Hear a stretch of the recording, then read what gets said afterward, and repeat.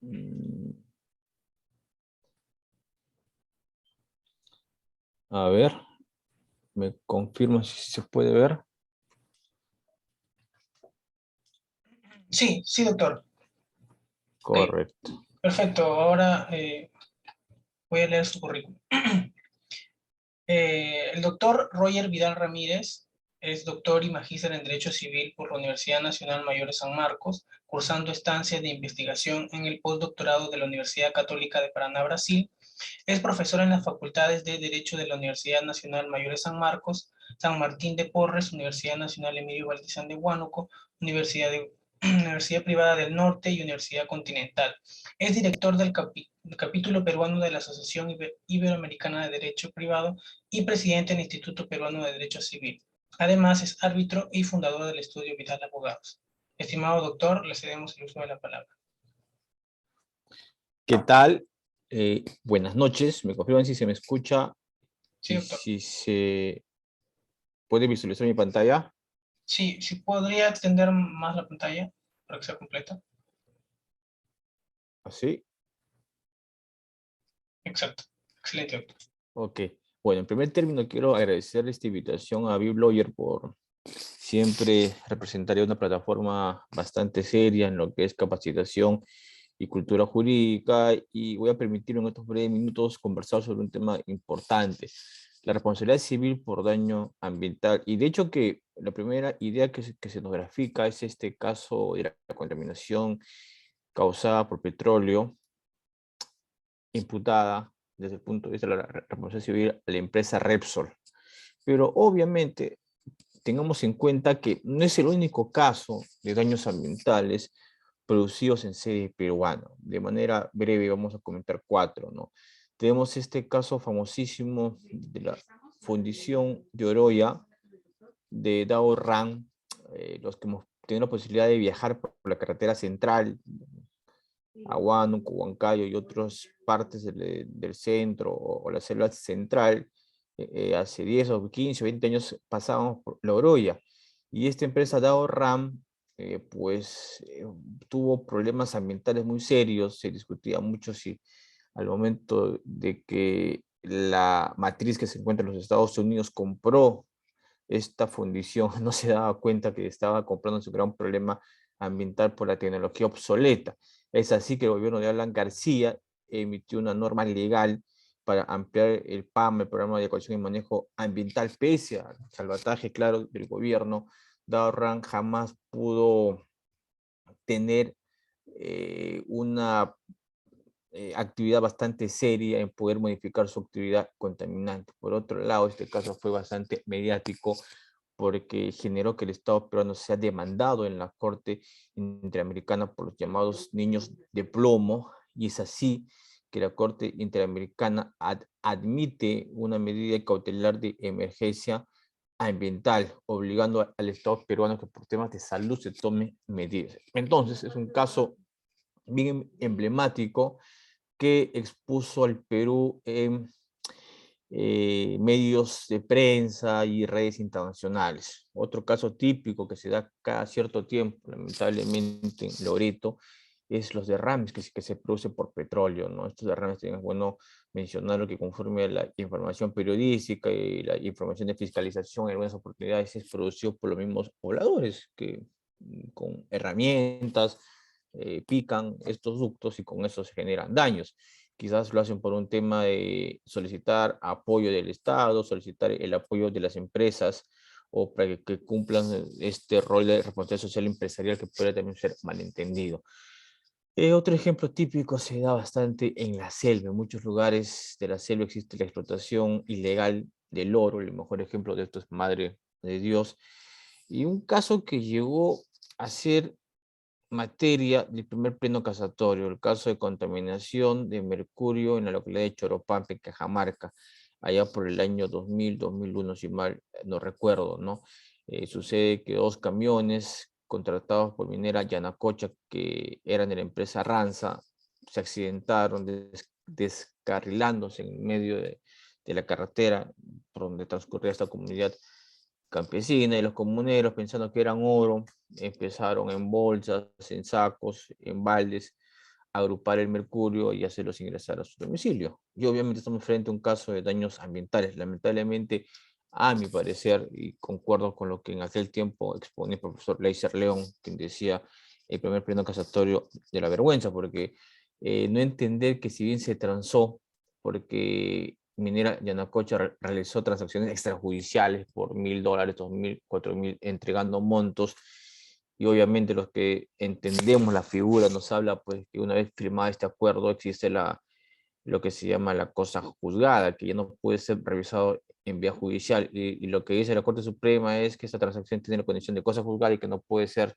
revisado. Y resulta esto inaudito y vergonzoso porque el tema de fondo son derechos ambientales fundamentales, vida y salud, que fueron vulnerados, como lo vamos a comentar más adelante. Entonces, el tema de Repsol es bastante mediático porque por primera vez los limeños, ojo, yo no soy limeño, pero ya me considero limeño, según que yo vivo en Lima hace 14 años, se han encontrado frente a nuestras narices. Se generó contaminación ambiental de lo que viene a ser, pues, llamarlo el espacio acuático de Lima Norte, la zona de Ancón, con lo cual también se causaron daños económicos. Evidentemente, estos pescadores artesanales que se vieron imposibilitados de trabajar, los hoteles, los restaurantes, incluso podríamos advertir que las personas que alquilan casas en este balneario de Ancón podrían haber tenido pérdidas económicas, porque por las semanas que se generó todo este tema también mediático, fue sumamente complicado y han existido muchas pérdidas económicas. A ver, es importante mencionar que el daño ambiental no puede ser entendido como el daño civil clásico que nos enseñan en la Facultad de Derecho, que la judicatura entiende, es un daño especial, sui generis, que tiene que ser entendido de manera amplia. Primero, que no es un daño común. Segundo, que es un daño generalizado y difícil de identificar. El ejemplo de esto es el típico ejemplo de cómo en el discurrir de una cuenca donde nace en la cabecera, ¿no?, de la cordillera un río, y este río pues va cruzando diferentes distritos, provincias, departamentos, regiones y llega hacia el mar. Obviamente en su transcurso existen diversos agentes contaminantes y eso sucede mucho en Huánuco y Pasco. Al momento de que el río Huallaga empieza a hacer su descendido desde Pasco hasta Huánuco, hay muchas empresas mineras. Si nos podemos analizar, podríamos entender que existirían, lo hablo condicional, muchos agentes contaminantes. Por lo tanto, es complicado identificar, ¿no?, a ciencia exacta quiénes son los agentes contaminantes. Y lo mismo pasa con el número de víctimas. No podríamos entender, no sé, se me ocurre, ¿no?, cosa que nunca debería de pasar. Se contamina el río Rímac, sobre todo en la cabecera, donde se utiliza el agua para consumo humano, y esto genera una contaminación. Evidentemente, pues los 7, 8, 10 millones de pobladores de Lima podrían ser víctimas. Lo hablo de manera hipotética. Es un daño prolongado en el tiempo. Los daños ambientales a la salud duran años, incluso pueden llevar al fallecimiento, a un estado cancerígeno por contaminación de agua, de aire de manera constante, incluso hereditario. Hay daños patrimoniales y no patrimoniales. Y también desde el punto de vista procesal, los derechos ambientales son parte de los derechos difusos, ¿no? El Código Procesal Civil establece que únicamente las ONGs pueden interponer acciones legales, y esto queda desfasado porque la Ley General del Ambiente permite que una persona a título personal individual también pueda accionar por derechos colectivos. Eso es importante porque habilita a cualquier ciudadano a ejercer una acción penal, civil, administrativa o constitucional.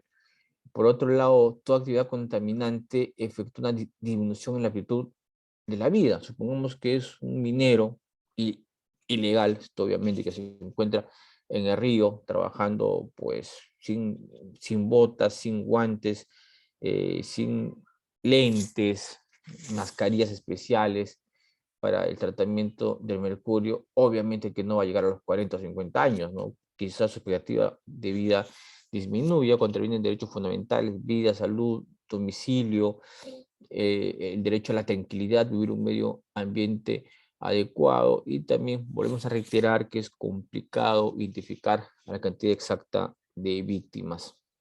A ver, volvamos otra vez al ejemplo del caso Repsol.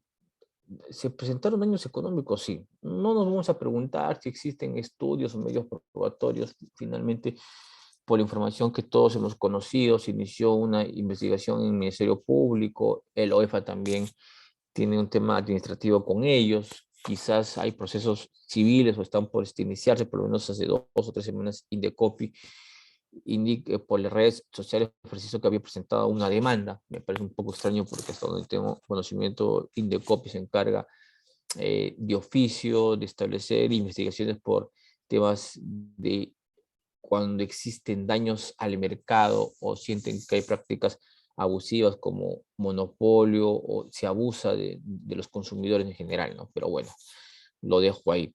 Pero sin embargo, el pescador artesanal, esta persona que tiene un trabajo sacrificado de madrugada, sin estar en planilla, sin seguro, al no haber podido operar en este mar de la zona norte de Lima durante un mes o incluso más, tiene un lucro cesante, un dinero que no está ingresando en el día a día. El sector turístico, no lo vamos a poner, pues que Ancón es como estos lugares, los famosos resorts que hay en Cancún o en Colombia, en ciertos lugares de islas y pegados a la costa, o como Máncora o como Punta Sal. Pero esto obviamente, cuando me refiero al sector turístico, me refiero al balneario de Ancón, que es un balneario muy tradicional, donde muchas familias que han tenido posibilidades han comprado propiedades, y obviamente dentro de todo esto se tiene contratos de arrendamiento, de restaurantes y negocios afines que yo entiendo que sí han habido daños económicos. Y por otro lado, daños colectivos, ¿no? El hecho de acudir a una playa de Ancón o de estos lugares a gozar de un mar en verano, pasar una mañana, un domingo, un sábado o cualquier día de la semana con la familia, es un derecho colectivo de goce que tiene que ser garantizado por el Estado y protegido. Y a la vez también que exista un deber de que las empresas, como en este caso Repsol, por tener una actividad riesgosa que es el transporte de crudo y petróleo en alta mar, ¿no? Si bien Repsol, por lo que se escuchaba hasta en el caso, pues no fue el que condujo el barco, no, vamos a llamarlo la maquinaria de transporte, porque esto obviamente se contrató a otra empresa, pero finalmente Repsol tiene el dominio, así que así se haga valer de terceros, subcontratistas, para cumplir con su prestación, obviamente esto implica una responsabilidad civil que se extiende. Bien, entonces los derechos colectivos, como les comento, goce a un entorno saludable, el derecho a la recuperación del ecosistema cuando ya existió un daño. A ver, aquí vamos a ver algunos temas procesales que sí son relevantes para el caso Repsol como para cualquier caso en daños ambientales. La carga de la prueba. Sabemos por derecho procesal que quien afirma un hecho, quien plantea una pretensión, debe de aportar la prueba. Pero en daños ambientales no estamos frente a una obligación de dar suma de dinero donde te firmé un pagaré de $50,000 y adjunto ese pagaré y acredito la prueba, ¿no? ¿Ustedes se imaginan acreditar que Repsol causó un daño ambiental? Es una prueba científica, una prueba muy costosa. Por lo menos las primeras semanas no se tenía a ciencia cierta cálculos exactos del daño que se había generado. Por lo tanto, la parte de la prueba, la carga de la prueba, es un punto débil para los ciudadanos como nosotros que queremos plantear una demanda por daños ambientales, porque es muy onerosa, científica, y obviamente quien está en mejor posición, incluso hasta de modificar la prueba, pero eso yo sí me preocupa porque ya estamos hablando de temas de mala fe procesal, incluso puede ser hasta ilícitos penales, pero más que modificar la prueba, de ocultarla o no facilitarla, es la compañía. Por otro lado, en la judicatura peruana existe un desconocimiento del daño ambiental, ¿no? Es un tema que es extraño, obviamente también no seamos mezquinos en afirmar que el Poder Judicial ha crecido mucho, hay ahora juzgados especializados en materia ambiental como fiscalía, eso es importante. El pago de altas tasas judiciales, no, pues si la Asociación de Pescadores Artesanales de Lima Norte, de Ancón, se organizan y plantean una demanda, las 30, 40 personas, y las representa la persona jurídica que es esta Asociación de Pescadores Artesanales, obviamente que el costo de transacción por la tasa judicial puede ser en prorrata entre los 30 o 40 personas, pero ustedes se imaginan si una sola persona tendría que asumir una tasa y plantear una demanda por 500.000 soles o por 1 millón de soles, los montos de las tasas van a ser altas para medidas cautelares o para apelación de sentencia, etcétera, etcétera. Por otro lado, recordemos que existen altos costos que no solo se representan por los aranceles judiciales, sino por los peritajes. ¿Se requiere un peritaje? Sí, se requiere un peritaje. Se requiere un médico que informe los daños a la salud, se requiere un economista, un contador, un ingeniero ambiental, un ingeniero químico, un ingeniero de minas, para que con su opinión experta puedan hacer entender si hubo daño ambiental, si no hubo, si se pudo mitigar o prevenir, qué sé yo, pero los peritajes son altamente onerosos. Incluso en muchos casos arbitrales, un poco a lo que me dedico, les cuento, los honorarios de los peritos pueden ser hasta más alto que los árbitros, porque el perito es un experto en una ciencia, arte y que emite un dictamen. Por otro lado, consideramos que en los daños ambientales, y también vamos a hacer comentario en delitos ambientales en materia penal, también es factible aplicar medidas cautelares que se van a regir por las normas del Código Procesal Civil, a estos requisitos clásicos, ¿no? El periodo en la demora, la verisimilitud, la adecuación y la contracautela, se puede agregar el principio precautorio, que es último de los principios ambientales sumamente relevantes. ¿Qué quiere decir esto, el principio precautorio? No hace falta tener certeza científica absoluta para paralizar el daño. Si estoy viendo que la marea negra sigue en la zona donde existió el accidente por 3 días, ¿qué prueba más necesito que la constatación de la televisión, de la prensa o visitar yo la zona? Ante eso le digo al juez, mira, para que el daño que ya se generó no siga siendo multiplicado por 1000, ojo que también estoy especulando, interpongo una medida cautelar para que se congelen las cuentas bancarias de esta empresa, porque de ese dinero que le van a sancionar como multa va a salir los gastos para poder pagar al personal que se está fajando, llevando pues los pelícanos, los animalitos a sus casas, porque si ustedes ven los primeros días, empezó a llegar un equipo, entre paréntesis, de personas experimentadas para de alguna forma restablecer de manera mínima las condiciones generadas antes del daño ambiental, dígase derrame de petróleo. A ver, ¿qué más? ¿Qué más? Temas interesantes. Cuando nosotros vamos a plantear una pretensión de resarcimiento por daños ambientales que pueden ser colectivos, individuales, ¿no? Es importante tener en cuenta el tipo de daño. Daño patrimonial, no patrimonial, pueden estar presentes ambos, sí, lucro cesante, daño emergente, eso es sumamente relevante, ¿no? Primero, entender el tipo de daño, luego eso, tener el número de víctimas, fueron 10, 15, fueron 20, tener bastante diligencia y, y técnica al momento que uno imputa una responsabilidad civil, ¿no? Si bien en mi demanda de indemnización la impongo contra, pues, una empresa minera o petrolera, también es importante tener en cuenta que debo de tener alguna prueba fuerte, ¿no? Yo no puedo andar en la calle disparando a cualquiera mis balas procesales si realmente no tengo una prueba firme o fuerte. Por otro lado, también están las eximientes de responsabilidad civil o por causa no imputable. Caso fortuito y fuerza mayor se presenta. Les puse un ejemplo. ¿Qué pasaría si la misma comunidad campesina pica, revienta el ducto por donde pasa el petróleo o el gas? ¿Ellos como víctimas no están autoinfligiéndose el daño? Claro que sí. Y pasa, no digo que sea el común denominador, pero hay un par de casos que han sucedido en la selva de Loreto, donde la misma comunidad rompe estos fierros, ¿no? ¿Qué más? Capacidad económica y pérdida de derechos. Eh, Acá es importante tener en cuenta que los daños ambientales tienen que ser cuantificados conforme también a la edad que tengan las personas, ¿no? Un niño de 5 o 7 años tiene una vida prolongada hasta los 60 o 70 años y obviamente tiene una mayor prolongación de vida y por ende su monto de indemnización podría ser más elevado.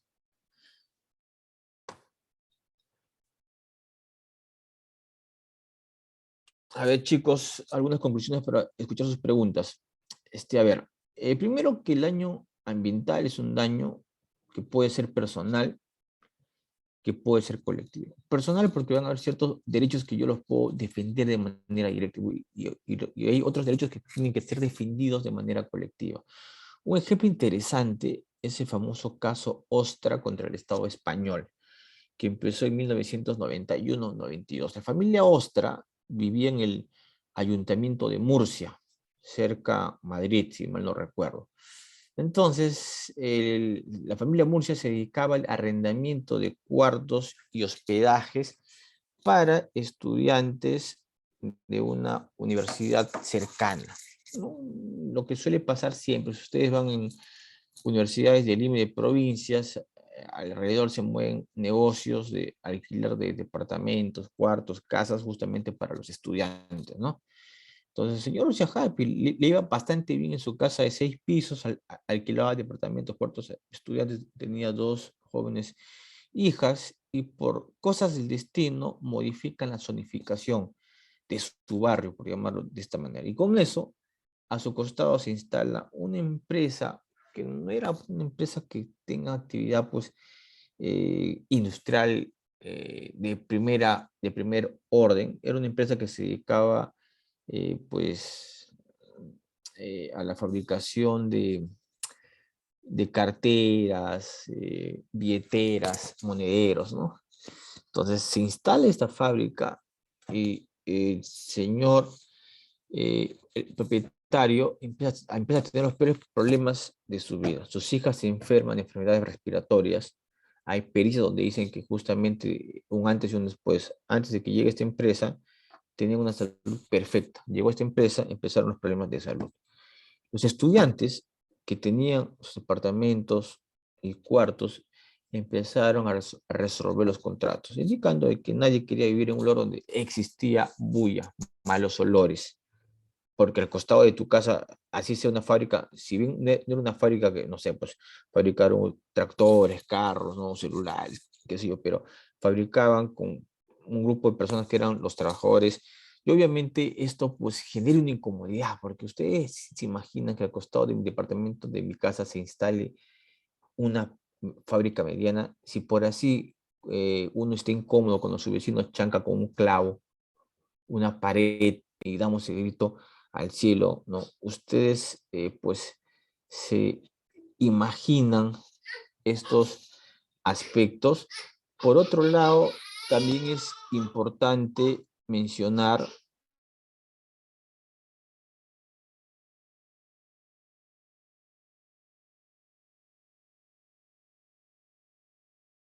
Hola, hola, ¿se me escucha? Sí, doctor. Por otro lado, es importante mencionar que el artículo 143 de la Ley General del Ambiente tiene que prevalecer sobre el Código Procesal Civil, a mi modesto entender. Es la norma especial y te dice ampliamente, cualquier ciudadano peruano, varón o mujer, puede interponer una acción ambiental, penal, civil o constitucional. Ojo, si bien te da la facultad, pero también pues seamos conscientes que peruano se va a comprar un tremendo lío de plantear una demanda por daños ambientales contra una empresa minera o una empresa de la construcción o de cualquier otra industria. Obviamente, los costos son muy elevados de contratación de abogados, tasas judiciales, contratar expertos, peritos. Es por eso que la sugerencia es que las ONGs que se encargan de tutelar los derechos ambientales o de prevenir daños ambientales, como suele pasar en muchas oportunidades, asuman estos gastos en favor de la asociación o de las víctimas a fin de que ellos vean pues, el pago de todos los honorarios y gastos que correspondan en un proceso. Por otro lado, nuestra Ley General del Ambiente, de manera bastante brillante, regula muchos principios del derecho ambiental internacional que no sirven para tener una interpretación clara, sobre todo en el tema de resarcimiento o la indemnización. Primero, que nos habla de acceso a la justicia amplia. Cualquier ciudadano tiene acceso a la justicia ambiental. Perfecto. Principio de prevención.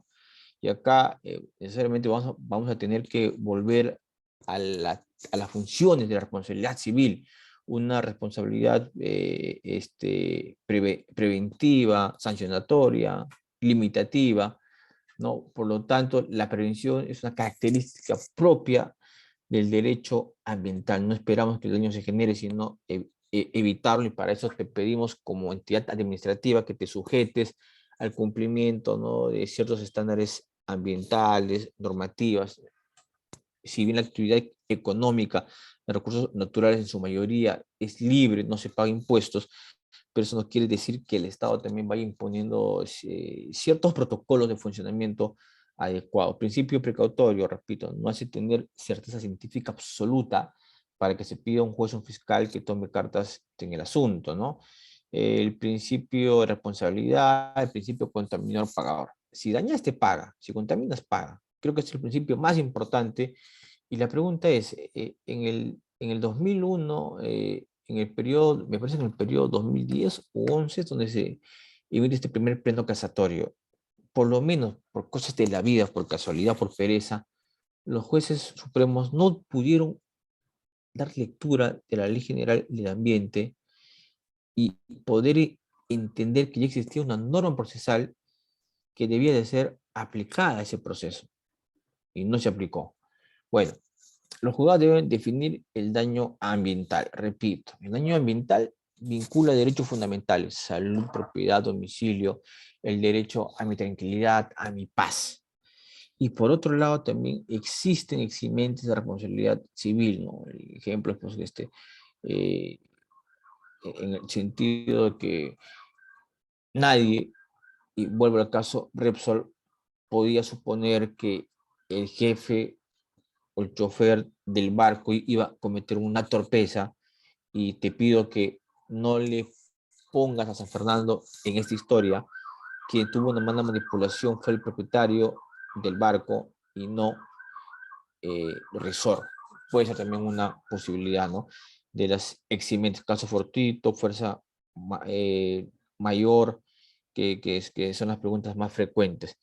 Y problemas de la carga de la prueba, ¿no? La carga de la prueba en materia ambiental, como les comenté, es altamente onerosa, complicada de encontrar. Y eso me recuerda mucho en mi tesis de maestría, que fue publicación de un libro, Responsabilidad Civil por Daño Ambiental.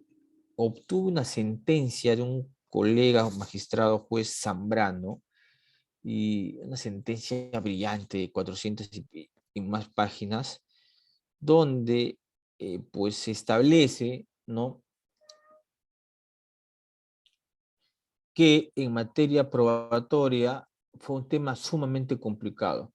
Hubieron 300 declaraciones testimoniales. El juez se fue a vivir 30 días en el medio de la selva, donde habían sucedido los hechos de contaminación ambiental, y tomó testimoniales de casi 300 personas. Entonces, ustedes se imaginan que un juez peruano entienda eso, que se acerque a la empresa minera, al campamento, a la zona. Sí lo podría estar haciendo, ¿no? Tanto el fiscal como el juez, pero los costos no serían sumamente elevados.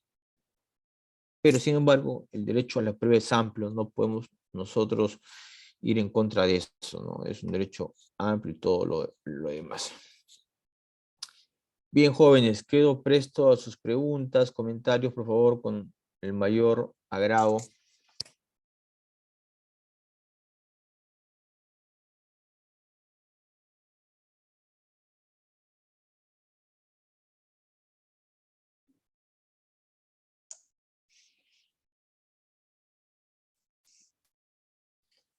Veo una mano de Leonel Leal. Adelante, Sí, doctor. sí, buenas noches. ¿Me escucha? Sí, sí, doctor. Lo Claro, escuchamos bien. gracias. Gracias ante todo por su exposición. A usted, doctor. Sí, que efectivamente hay la noticia de que Indecopi ha planteado una demanda de responsabilidad civil contra Repsol. Y claro, la primera pregunta que surge es si tiene legitimidad, porque la legitimidad de Ujú, Indecopi, hasta donde se sabe, no necesariamente tiene que ver con temas ambientales. No obstante ello, bueno, la demanda está planteada. La pienso lo pregunta es la mismo, sí. siguiente. Incluso tengo información que la demanda es por sumas millonarias, ¿no? Sí, Y obviamente Indecopi sí va a tener posibilidades de poder subvencionar pruebas periciales, que en este caso son muy las más oneroso. importantes. La pregunta es la siguiente. Asumiendo de que procesalmente pueda mantener su legitimidad y que las excepciones que pueda plantear Repsol respecto a ese punto no prosperen, eh, las personas individuales que hayan sido afectadas en el puerto, en la parte del mar, donde los pescadores, algún grupo de pescadores que se sientan afectados, podrían incorporarse como parte, como litis consorte de la parte demandante. Y de ser así, es una pregunta, de ser así, eso les obligaría el pago de aranceles, que es realmente el gran obstáculo por los montos elevados que se plantea la demanda. ¿Es esto correcto? ¿Se podría colgar un demandante, ser incorporado y que los gastos los asume Indecopi, que estén cubiertos por lo que paga Indecopi? Aunque se me ocurre que en primera respuesta es que cada demandante o cada accionante paga su arancel, ¿no? Ujú. Si es así, entonces que se incorpore no se va a librar de ese pago. Pero, ¿cómo usted ve esta posibilidad? Si es que hay un tercero afectado, puede incorporarse en primer lugar y segundo, evadir se ha suprimido esos pagos aduciendo que Indecopi lo está cubriendo. Asumiendo. Doctor Leal, qué excelente pregunta que deja muchas aristas. Vamos a hacer un esfuerzo de ensayar respuestas porque obviamente el caso es complejo. A ver, lo que haría personalmente, porque litigo mucho, es pedir un auxilio judicial, si soy un pescador. Con el auxilio judicial, por lo menos para el tema de la tasa, me va a ayudar. Y creo que el juez, por un tema también de ser un caso mediático, puede acceder. Eh, Del tema de ser un litisconsorte, me atrevería primero a entender cuáles serían las pretensiones, ¿no? Porque la Ley General del Ambiente, y eso es uno de los temas bastante discutibles, establece que las indemnizaciones que se paguen por daños ambientales tendrían que ir eh, a los gobiernos locales cuando se plantea de manera colectiva. Si ustedes se imaginan qué haría una municipalidad con dinero que es para que se otorga por daños ambientales justamente para restablecer o remediar. Pero volviendo a este tema, primero tendríamos que entender si la pretensión que plantea Indecopi, ojo, no hemos revisado la demanda, vi la noticia, estamos especulando si cometemos algunos errores en el fondo, finalmente se podrá entender. Pero yo no sé si la pretensión de Indecopi, especulo, es un tema de derechos ambientales difusos, que creo que no tendría legitimidad, o va por un tema de consumidor y está jalando algo de derechos difusos. Entonces, yo creo que lo de Indecopi por un tema conceptual se podría caer, no sería de la idea que ingrese como litis consorte, que empiece un proceso nuevo, se juntan 5 o 7 pescadores artesanales, mandan una carta notarial, cuantifican sus montos, mira, todo el mes a cada uno le toca 15.000 soles, declaraciones juradas, planteo mi conciliación y los demando por separado, ¿no? Y incluso me podría ahorrar aquí un poco el tema de la prueba. Ojo, estoy hablando de manera de especulación, ¿no? Quien les habla no ha emitido ningún tipo de informe, nada, pero estamos especulando. Puede ser, Repsol puede ser cualquier otra empresa, una empresa minera que ha sido sancionada por el OEFA. Hay el expediente administrativo. Ese expediente administrativo lo solicito por información pública y la adjunto como prueba o le digo al juez que requiera el expediente administrativo. Lo que pasa con accidentes de trabajo en la SUNAFIL, cuando uno patrocina a un trabajador que mantuvo un accidente, la relación de causalidad está acreditado en la sanción que emite la SUNAFIL, que es ese expediente. Entonces, por ahí podría haber esa posibilidad, ¿no? Pero no me da buena espina que nos incorporemos a una demanda planteada por Indecopi. No tenemos que ver cuáles son las pretensiones, pero si fuera una ONG, una asociación, quizás, ¿no? Pero es pertinente también entender, como lo dijo el doctor, ¿no? Finalmente, las posibilidades procesales están presentes, presumiendo, puede ser por derechos colectivos o difusos, puede ser derechos ambientales individuales, porque tenemos en cuenta que el daño económico generado a cada pescador es de manera individual, incluso el daño moral. Quizás por daño moral, aunque se discute mucho, lo que no se me brinde por escasez de pruebas del demandante, el juez, como tiene la libertad de fijar el monto que considere conforme al daño y a la espalda financiera que mantenga, pues, el que podría ser denominado agente o empresa contaminante, le pueda fijar un monto alto. Tenemos el caso Brunito, ¿no? Donde finalmente se impone el pago de una indemnización, creo, de 800.000 soles por daño moral. No lo saca por procesante o por daño emergente, porque hay una discrecionalidad del juez de poder fijar ese monto a su criterio. Pero sí, doctor, las preguntas que usted tiene son preguntas muy complejas y gracias por su comentario. Muchas gracias.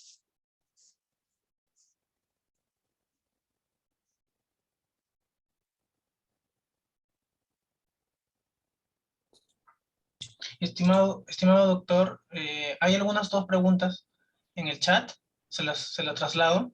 Por favor, yo mismo ahorita Sí, lo voy a bueno. ver. Ujú. Qué interesante cuando preguntan, porque eso nos permite generar mayores preguntas y análisis para todos. Buenas noches, gracias por la proposición, formulación. ¿Qué libros de estudios sobre el daño ambiental sugiere leer?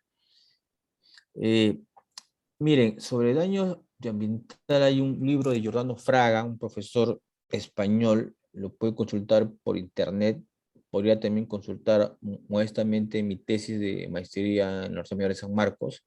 Ponga usted mi nombre y sale ahí algún trabajo justamente el daño ambiental y sus diversas implicancias.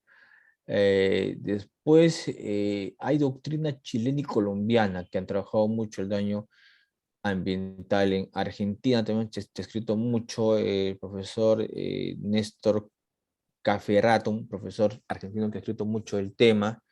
En Perú también hay un libro sobre daño ambiental en materia civil. Ahorita no recuerdo el autor, pero ha sido publicado por Jurista Editores. Debe ser publicación del año 2017, 18, calculo, pero sí tenemos ese libro que sirve, ¿no? Y también hay otro libro de la doctora Adi Chinchay, que habla también sobre daño ambiental. Entonces tenemos ahí 2, 3 libros. El profesor Henry Carguatocto, profesor de San Marcos, también tiene publicado 1 o 2 obras en derecho ambiental, que fácilmente se puede buscar doctrina, ¿no? Para un trabajo, para una investigación que ustedes consideren.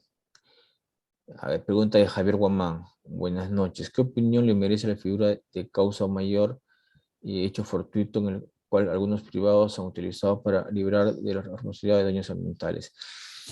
Bueno, sí, la figura de causa fortuito y fuerza mayor, o llamado causa no imputable, en realidad es un eximente, pues, ¿no? Va a depender mucho si la figura, obviamente también nos ponemos desde la óptica de la empresa, porque nos podría tocar defender a la empresa o a las víctimas, pero la teoría tiene que ser interpretada conforme al derecho de defensa que cada parte estime conveniente. Si patrocino los intereses de una empresa petrolera y donde la comunidad nativa expresamente ha producido el rompimiento de los ductos por donde se transporta el petróleo, la misma Ley General del Ambiente te establece que cuando la misma víctima se causa un daño, se le exime de responsabilidad. Y eso no sería utilizar de manera fraudulenta la figura. Al contrario, calza porque las mismas víctimas se infringen el daño. En ese ejemplo, absolutamente de acuerdo que se aplique. Pero finalmente, la causa no imputable también permite como medio de defensa ante cualquier demanda por daños ambientales que, si se podría llamar, ¿no? Al agente dañante o contaminador pueda, con un informe legal, con un informe técnico, con una pericia, ¿no? Argumentar que estos hechos son extraordinarios, imprevisibles, fuera de lo común, ¿no? Y que no le resultan imputables. Pero en realidad es una teoría que tiene que ser conceptualizada conforme a cada caso. Y obviamente avisoro que deben de haber varios frentes legales que se han aperturado en el caso Repsol, la vía penal, la vía administrativa, la vía civil, y esta figura de caso fortuito y fuerza mayor va a ser muy utilizada. Habría que ver cómo lo presenta la defensa de Repsol, la contraparte Repsol, y por ahí también ver más adelante si alguna asociación de pescadores artesanales presentaron algún tipo de demanda, ¿no? Recordemos que el plazo de 2 años por daños ambientales extracontractuales, en eso no tengo duda, ¿no? Nadie firmó un contrato con Repsol para que los contaminen o no los dejen trabajar en el mar. Entonces, el plazo de 2 años es rapidísimo, ¿no? Ya tenemos de estar en el mes 5 o 6 desde que se generó el daño ambiental. Pero en general, un tema muy amplio, muy apasionante. Ok, doctor. Bueno, a nombre del equipo de Bill Lawyer le agradecemos por su excelente exposición y esperamos contar con usted en una siguiente oportunidad. Muchas Muchas gracias. gracias a ustedes, doctores y doctoras. Un fuerte abrazo y tengan un buen fin de semana. Muy amables. Hasta luego.